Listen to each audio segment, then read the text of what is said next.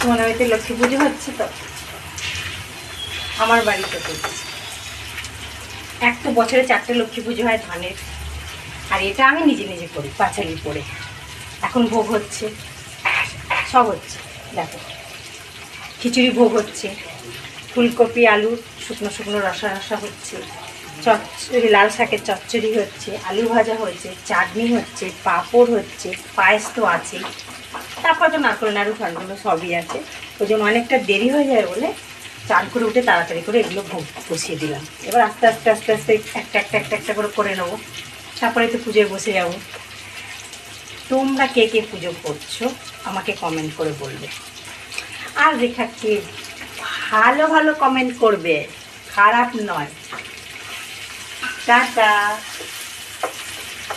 By, ভালো থাকবে, সুস্থ থাকবে।